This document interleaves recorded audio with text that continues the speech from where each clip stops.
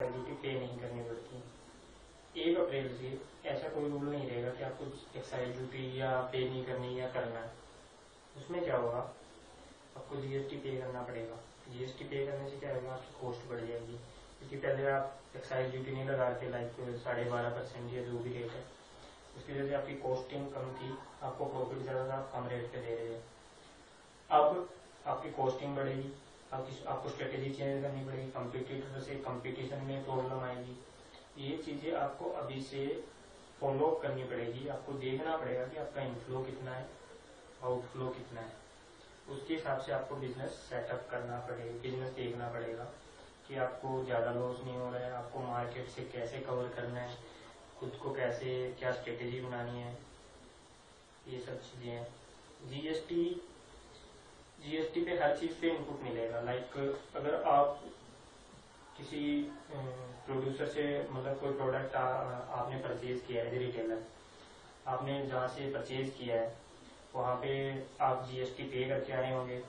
आगे आप जब आगे सेल करोगे तो आपको उसका इनपुट मिल जाएगा। लेकिन पहले ये होता था जीएसटी का, सर्विस टैक्स से इनपुट, मतलब एक दूसरे को वो नहीं ले सकते थे, एक दूसरे के अगेंस्ट इनपुट नहीं ले सकते थे। लेकिन यहाँ पे आपको इनपुट मिल जाएगा। अगर आपने परचेज किया है कहीं से, चाहे किसी भी तरीके से, मतलब जो भी परचेज किया है, आप आगे सेल करोगे तो उस टाइम आपको इनपुट मिल जाएगा। मतलब अगर आपने परचेज करते टाइम जीएसटी 10 रुपये पे किया है और आगे आप सेल कर रहे हो उस प्रोडक्ट को बढ़ा के या जो भी करके, अगर आपको उस पर 16 रुपये जीएसटी पे करना पड़ रहा है, 16 रुपये आपका जीएसटी बन रहा है, आपको 10 रुपये मिलता है, 6 रुपये ही पे करना पड़ेगा।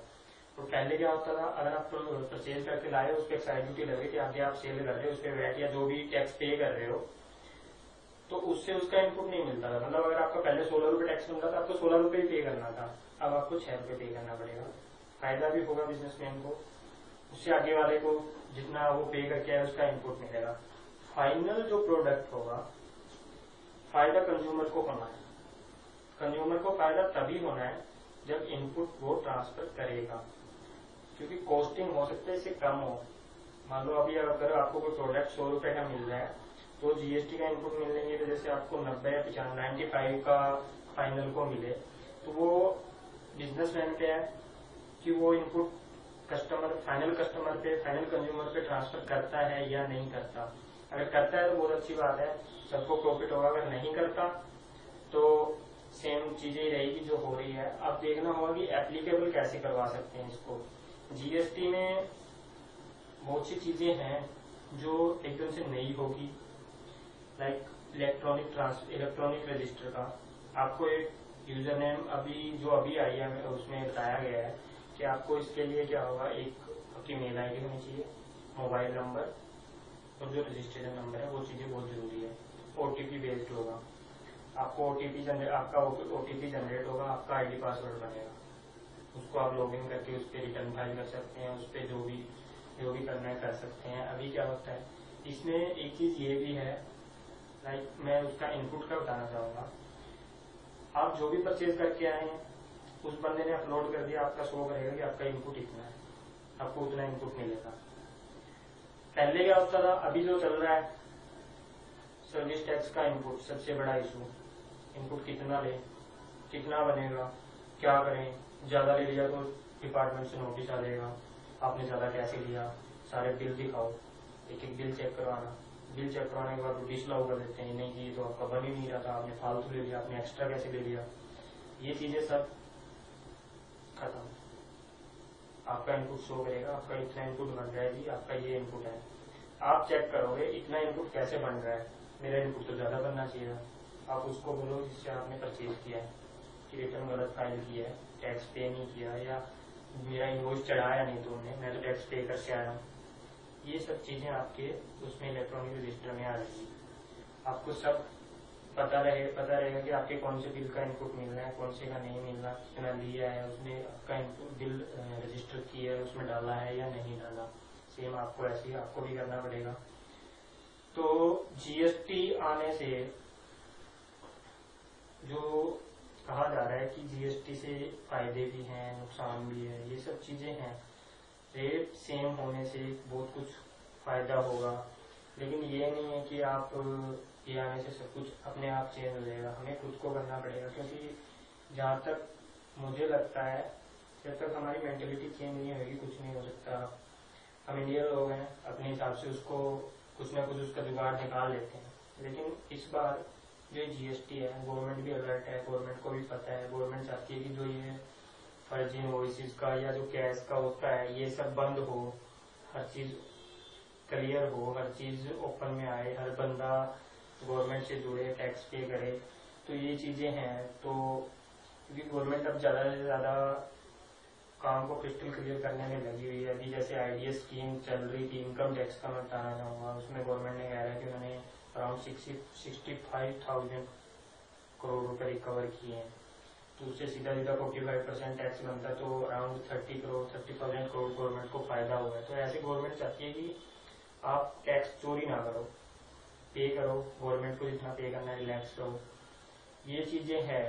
और जहां तक मुझे लगता है जीएसटी आने से बहुत से लोगों को फायदा भी होगा, मेन स्ट्रीम में आ जाएंगे वो लोग कि हमारा इतना बेनिफिट हो रहा है तो क्यों ना हम जीएसटी कुछ अमाउंट पे करके गवर्नमेंट को हमारा बिजनेस एक्सपेंड करें। जीएसटी में एक चीज और है, लोग बोल रहे हैं कि मान लो हमारे जो बंदा है जो टैक्स पे नहीं कर रहा, मतलब आपसे कलेक्ट कर लिया, उसने आपकी रिटर्न फाइल नहीं करी, आपको लॉस हो रहा है, उसके लिए गवर्नमेंट क्या कर रही है? क्योंकि सीधा सीधा आपको नुकसान हो रहा है, उसमें किसका, गवर्नमेंट का कोई नुकसान नहीं है, क्योंकि वो टैक्स पे नहीं कर रहा, बंदे का नुकसान उसका है जिसने परचेज किया है। उसके लिए गवर्नमेंट क्या कर रही है, गवर्नमेंट एक रेटिंग क्रेडिट रेटिंग का सिस्टम लेके आई है। आपने अगर ओला, उबर या ऐसी कैब में कभी आप गए हो तो वहां पे देखना, आपको जब आपकी राइड पूरी हो जाती है तो आपको उसमें ऑप्शन आता है कि आपको जो ड्राइवर आपको लेके आया है, जो गाड़ी लेके आई है, उसमें आप उसको रेटिंग दीजिए।